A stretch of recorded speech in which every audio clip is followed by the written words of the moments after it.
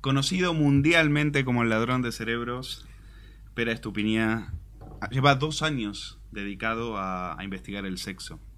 Producto de ese trabajo es este libro que promete ser todo un fenómeno editorial, editado por la editorial Debate, La ciencia del sexo, y en el cual ha trabajado, pues como decíamos, fervorosamente durante 2 años entrevistando asistiendo a clubes de sadomasoquismo, entrevistando a estrellas del cine porno, a prestigiosos científicos. Exacto, no nos olvidemos de los científicos. A prestigiosos científicos, laboratorios. has hecho talleres de sexo tántrico. Bueno, lo primero, Pera Estupiñán, un placer tenerte aquí en Periodista Digital, bienvenido. No, muchas gracias.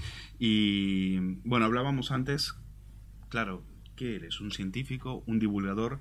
¿Trabajaste con Punset en redes? Sí. ¿Cómo te definirías? No, yo me defino como divulgador científico. O sea, yo soy científico de formación. Soy bioquímico y químico y empecé mi doctorado y dejé el doctorado. Y yo tengo un alma científica, en el sentido de que pienso científicamente, me encanta la ciencia y al final sé mucho de ciencia porque me he dedicado 10 años a aprenderla para divulgarla, ¿no?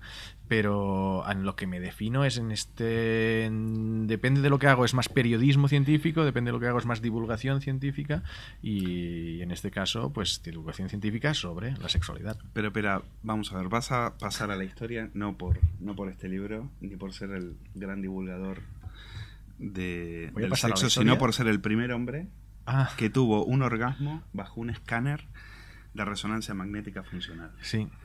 Cuentas esa experiencia, sí. Es absolutamente fascinante, pero gracias a ese experimento, ¿qué fue lo que se pudo saber? Bueno, muchas cosas se descubrieron. No está publicado todavía. En este sentido, las conclusiones no está publicado científicamente. O sea, esto forma parte de un estudio que están haciendo para analizar todo el proceso de estimulación genital desde el principio hasta el final, qué áreas del cerebro van activándose poco a poco, ¿no? Hasta la llegada del orgasmo. Entonces yo era un sujeto control, o sea, yo sería un individuo sano. La idea era compararlo después con hombres que tienen anorgasmia o hombres que han tenido operaciones que afectan a la próstata y pues, quizás tienen problemas de excitación. Entonces comparar y ver qué se encuentra. O sea, la ciencia muchas veces lo que hace es ver de una manera objetiva y encontrar o no encontrar. Entonces, por ejemplo, una de las cosas que ya vieron cuando analizaron mis datos es que lo habían hecho antes con mujeres y que era muy parecido. O sea, esta cosa que decimos que hombres y mujeres son muy diferentes, pues a nivel fisiológico, a nivel de los escanes cerebrales eran lo mismo. Luego, pero incluso a nivel fisiológico somos muy parecidos. Entonces, socioculturalmente no, pero fisiológicamente, a pesar de que los cromosomas tengan algunos genes en diferencia, nuestro organismo no es tan diferente, ¿no? ¿Se pensaba que no era así? ¿La ciencia tenía otra visión anteriormente? Hay varios autores que han estado buscando diferencias entre cerebros femeninos y masculinos, entre comportamientos femeninos y masculinos. Entonces, el científico muchas veces encuentra lo que busca. Y esto es una crítica a la ciencia, ¿de acuerdo? O sea, tú tienes una hipótesis, entonces la pones a prueba. Un ejemplo muy tonto, pero es el vino, las propiedades saludables del vino tinto.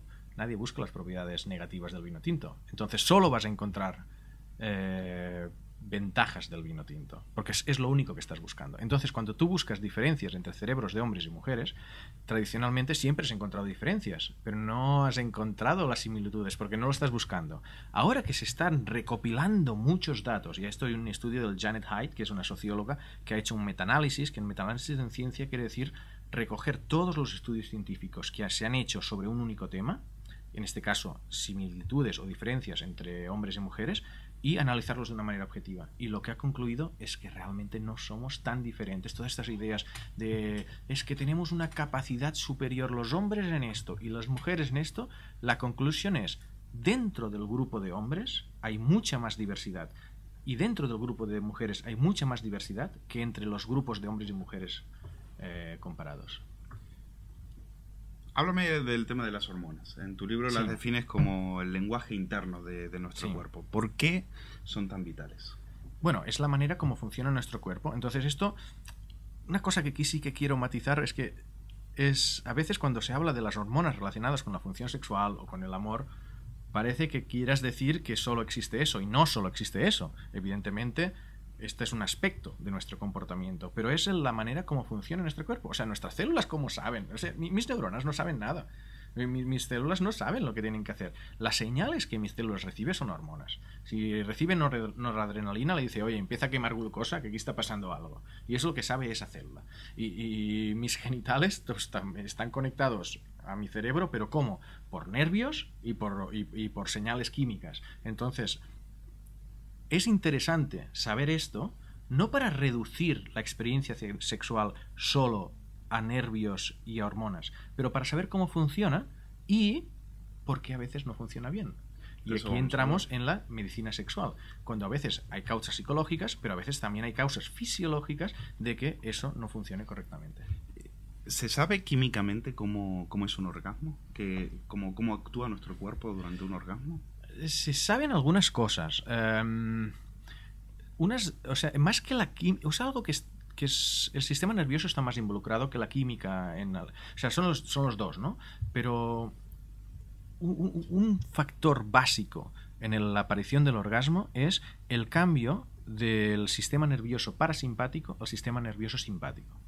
Esto es al final es que están activos unos nervios o están activos otros. Si te fijas en el orgasmo, el antes y el después es tan diferente. Tú te sientes tan diferente, algo muy drástico debe pasar en el orgasmo para que en solo 20 segundos pases de un estado vital extremo a otro súper apaciguado. Entonces, este cambio sí es cierto que hay segregación de oxitocina en el cerebro, hay mucha más dopamina, hay factores químicos, pero lo clave es este cambio del sistema nervioso parasimpático al simpático que dilata tus pupilas, hace tus presión sanguínea subir a más de 20. Es por eso que las mujeres tienen aquí como más rojo, después del orgasmo más rojo y más rojo, que se rompen capilares sanguíneos al final de tanta presión sanguínea. O sea, este es fisiológicamente el orgasmo. Hablemos de su contracara, es decir, el popularmente conocido como gatillazo y de la eyaculación precoz. ¿Qué se sabe? ¿Cuánto ha avanzado la ciencia en dar con la solución a esos problemas? Sí. ¿Y qué papel cumple el estrés en todo eso? Sí, en lo que es la eyaculación... empecemos por los problemas de erección. Los problemas de erección debidos a problemas cardiovasculares, a envejecimiento y tal, esos son fácilmente solucionables ahora con la Viagra. Al final es un problema no de los genitales, sino del sistema cardiovascular. Entonces la Viagra afecta directamente a esto. Cuando el problema de erección es por estrés, realmente es que se activa ese sistema simpático antes por el momento de estrés. Entonces, de la misma manera... El sistema, para el que no se entienda, lo explicas en tu libro, ese sistema parasimpático es el que como nuestras señales de alerta, ¿no? Sí. Es el que... Si viene un perro a devorarnos, pues exacto. Es el que se activa inmediatamente. Tu cuerpo tiene que estar preparado evolutivamente para estar en la selva tranquilo, pero que si viene un depredador, se active directamente y salga. No puedes estar, ay, espera, que haga un poco de ejercicio. No, tiene que haber un sistema de reacción inmediata. Y esto es el cambio del sistema parasimpático al simpático. Nuestra puerta del pánico. Exacto. Esto en el orgasmo ocurre. Y es por lo que, entre otras cosas, de las que he citado antes, se baja la erección. Porque de alguna forma la sangre tiene que ir a otros sitios. Tiene que ir a los músculos, tiene que ir a otros sitios. Entonces, si el sistema simpático se activa antes por el estrés, porque de alguna forma estás viviendo una situación parecida a la de que te está atacando un perro, una de las consecuencias es que la sangre tiene que ir a otros sitios, por tanto no hay erección. Entonces, así es como se produce el gatillazo. Respecto a la eyaculación precoz, se han descubierto dos cosas muy interesantes. Una es que claramente es un fenómeno que la mente tiene mucho a ver, pero también hay un componente innato. O sea, se han hecho estudios con gemelos donde se ha visto que hay un componente innato en la eyaculación precoz, o sea, que hay una causa fisiológica. ¿Eso quiere decir genético? Sí, innato. O sea, hay una parte que es el desarrollo embrionario. O sea, cuando algo nace, no quiere...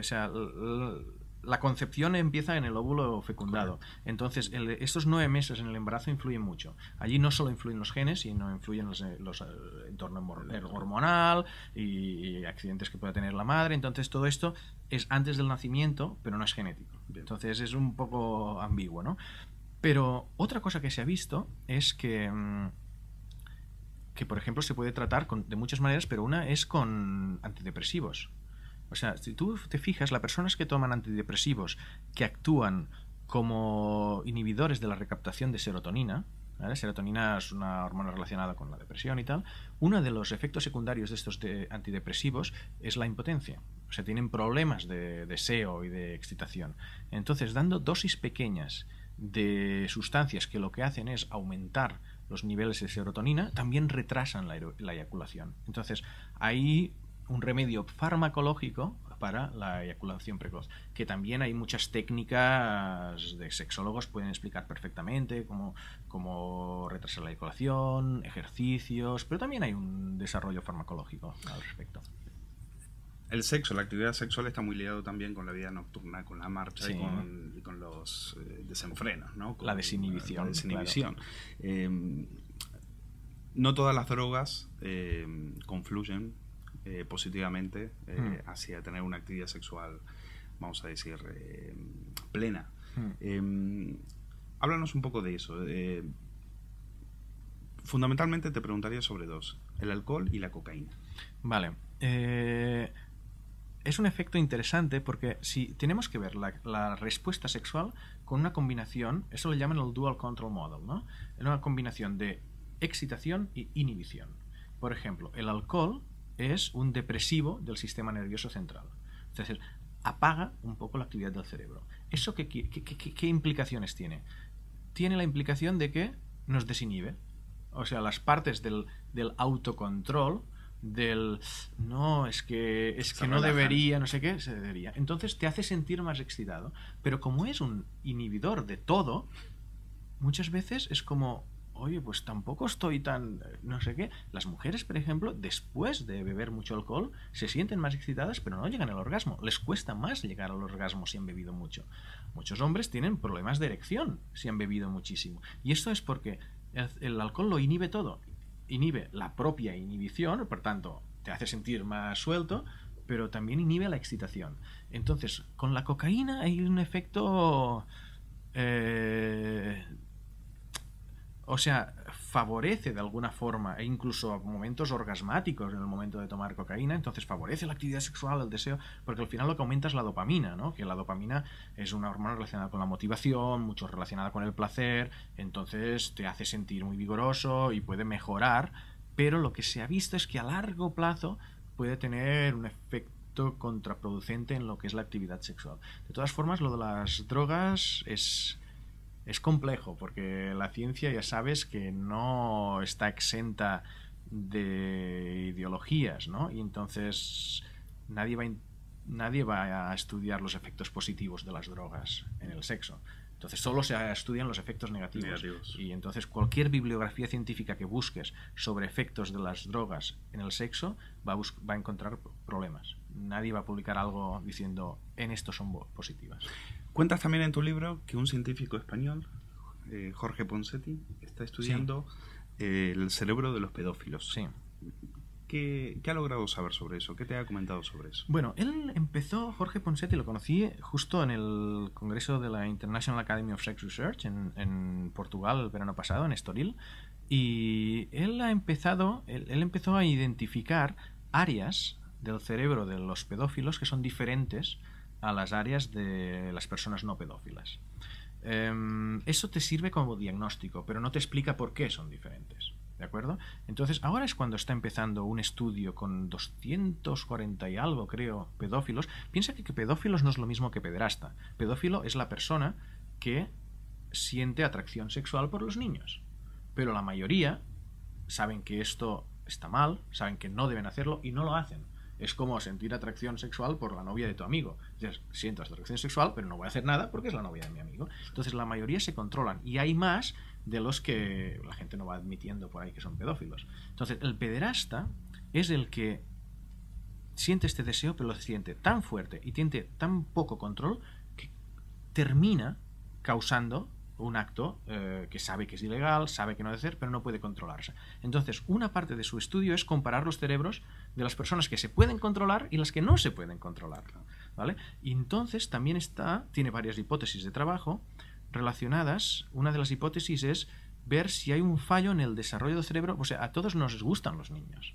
O sea, nos gustan no sexualmente, pero nos gustan, nos hacen gracia, sentimos ese amor fraternal hacia los niños, y es ver si hay un problema en el desarrollo de normalizar, entre comillas, lo que es este amor fraternal hacia los niños a algún instinto sexual. Entonces, no tiene resultados todavía, pero va a ser el estudio más grande que se ha hecho sobre pedofilia en el mundo. Y curiosamente, siendo un tema tan importante, se ha hecho muy tarde.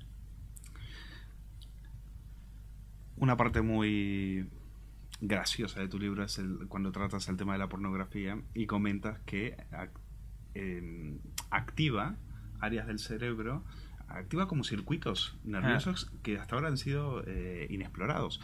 Sí. Y que tiene que ver también con situaciones de imitación. Es decir, sí. Cuéntanos un poco sobre eso. Hay un tema muy, muy novedoso. No es tan novedoso, pero es...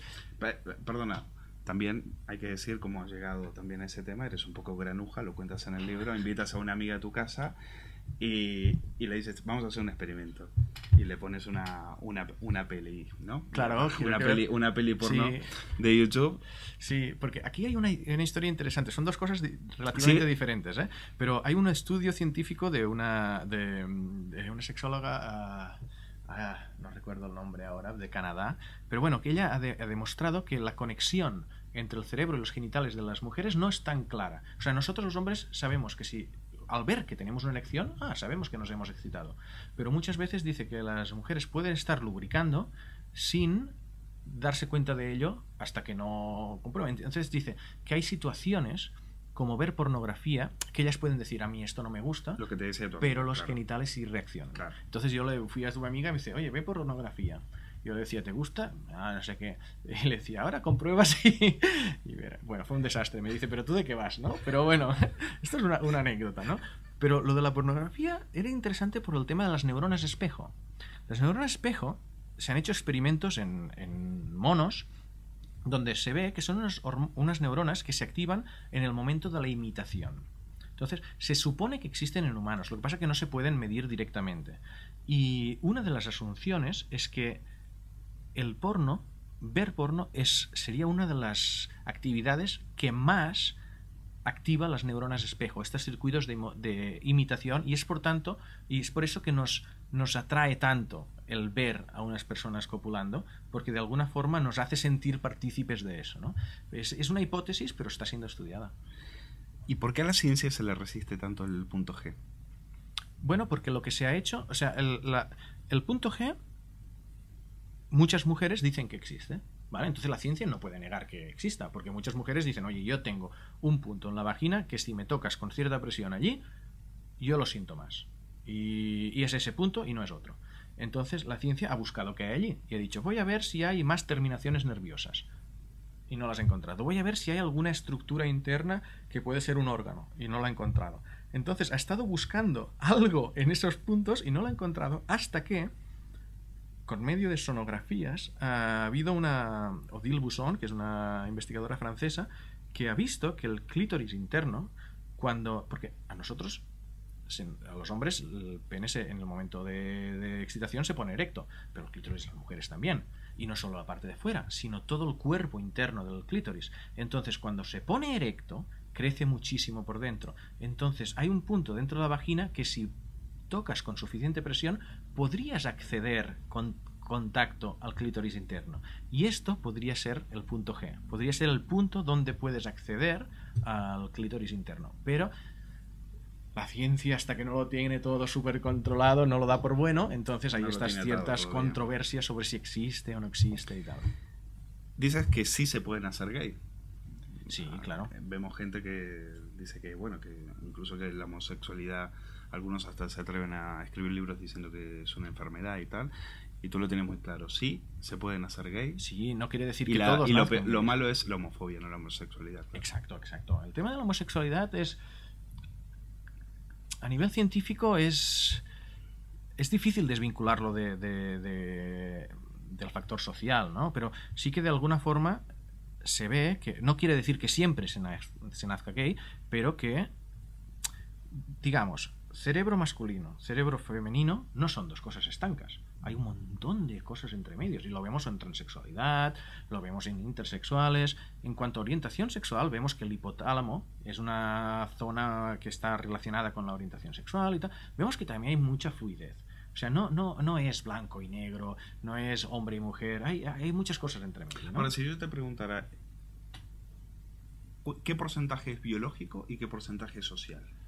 No, pero eso no hay respuesta clara todavía. O sea, hay personas que claramente nacen con una orientación sexual, con una orientación homosexual, y lo son desde pequeños, y ves su desarrollo, igual o sea, no es lo mismo, ¿eh? Porque transexualidad y homosexualidad no es lo mismo, pero también hay personas que son transexuales desde el principio y tal. Y luego es verdad que hay ciertas ambigüedades y personas que en función del desarrollo que tengan en la infancia o las actividades que tengan pueden desarrollar más el aspecto homosexual o el aspecto bisexual, pero el concepto es que entra dentro de la normalidad. No es una patología porque es normal que haya esta diversidad. Es lo más natural que hay. Lo raro sería que no hubieran gays. Eso sería lo antinatural. ¿Cómo puede? O sea, sería muy extraño que solo hubieran dos elementos estancos y nada entre medios. Es como si solo hubiera gente de 2 metros y gente de 1,5 metros. No puede ser. Siempre hay cosas entre medias, ¿no? Entonces la homosexualidad es súper natural y es tan caduco. Yo una de las cosas que pronostico es que la homosexualidad terminará siendo totalmente aceptada, por lo menos en las sociedades occidentales, porque es que es tan lógico que entra parte es parte de la diversidad humana. O sea, no hay manera de patologizarla. Vamos acabando. Los genes no justifican una infidelidad. Siempre se suele decir de que de tal palo tal astilla, ¿no? Claro. Pero tú llegas a la conclusión de que los genes no justifican una infidelidad. O sea, eso lo que quiero decir es que se han visto genes asociados a la infidelidad. O sea, se han visto personas, y hay un gen relacionado con la vasopresina, ¿no? que está claramente asociado a la búsqueda de novedades. Y dentro de las búsquedas de novedades hay gente, quiere decir personas más aventureras, personas que cambian más de trabajo, y una de estas cosas es que también suelen ser más infieles, ¿vale? No es que sea gen de la infidelidad en sí, es gen de la búsqueda de novedades. Y la infidelidad es una de ellas. Entonces, cuando digo que no justifica, es decir, nosotros somos genes. Tú tienes una capacidad de autocontrol en teoría. Entonces decir, no, me lo han dicho muchos genes, es una excusa. Por eso digo que no vale, porque en teoría, si tú eres una persona con un desarrollo normal, tienes capacidad de autocontrolar. Entonces, tú has pactado algo con tu pareja, no vengas con la excusa de los genes, que en teoría debes tener capacidad de autocontrol. Bueno, más de uno debe estar ahora sintiéndose un poco culpable, hundido y miserable. Y por último, que vamos a entrar en ese terreno del sexo más diferente, el sexo tántrico, los sadomasoquistas, al cual también cuentas algunas experiencias. ¿Qué lecciones dejan te han dejado y cómo lo has transmitido? Muchas. Yo lo que he intentado es buscar el aspecto científico de todo esto. Por ejemplo, en los tantras, el efecto de la hiperventilación que ellos hacen con la respiración, que es una manera de activar el sistema simpático. En los sadomasoquistas he intentado buscar la parte científica de la relación entre placer y dolor. Tú piensas que si te están acariciando aquí, pero si te están rascando, se activan las mismas fibras nerviosas. Entonces, ¿cómo llega esto al cerebro y tal, ¿no? Con los intercambios de pareja, la tema de monogamia sexual o monogamia social y todo eso. Pero también es verdad que te dan unas lecciones prácticas. Por ejemplo, los sadomasoquistas tienen una comunicación entre ellos que querrían muchas parejas convencionales tener la capacidad de comunicación que tienen los sadomasoquistas, entre el que infringe dolor y el que lo recibe, entre el que es un dominante y el que es una sumisión, un sumiso. Entonces, otra lección es el propio juego entre dominancia y sumisión, que siempre solemos, los que somos muy convencionales en el sexo, pues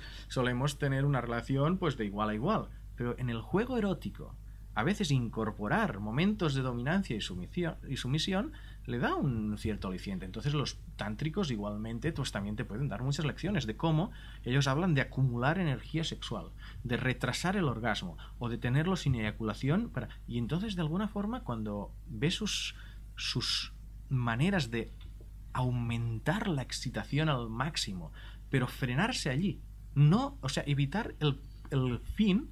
Es como mantenerte en un estado de excitación máxima, en un estado de excitación preorgásmica, mantenerte lo máximo posible, y esto algunos tántricos inhiben incluso la eyaculación y otros la terminan teniendo.